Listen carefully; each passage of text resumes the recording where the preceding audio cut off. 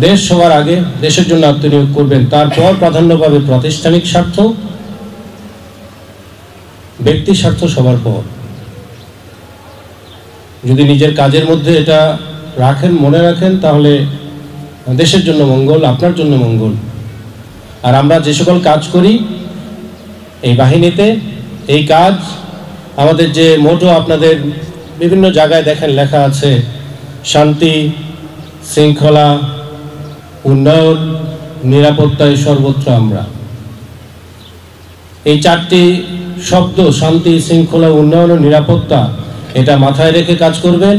অবশ্যই আপনার দ্বারা দেশের এবং জনমানুষের উন্নতি এবং সহায়তা হবে।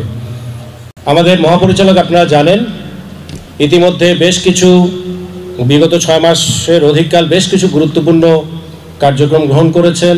ইতিপূর্বে বিভিন্ন সময়ে যে সকল ত্রুটি বিচ্যুতি বা ছোটোখাটো যে সকল বৈষম্যের পরিস্থিতি তৈরি হয়েছিল, এটা রেশনের দিক থেকে হোক, এটা ভাতার দিক থেকে হোক, এটা নিয়োগের দিক থেকে হোক, বা এটা পোশাক বা অন্যান্য সুবিধাগুলো বা কল্যাণের বিষয়ে, এটাকে কার্যকরীভাবে নিশ্চিত করার চেষ্টা করছেন। এবং আমি আপনাদেরকে বলতে পারি, সদর দপ্তরের তরফ থেকে স্বচ্ছতা, নিরপেক্ষতা এবং জবাবদিহিতা সম্পূর্ণভাবে নিশ্চিত করা হচ্ছে।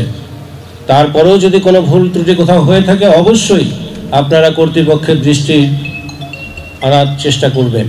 নিঃসন্দেহে এটার সঠিক ব্যবস্থা গ্রহণ করা হবে।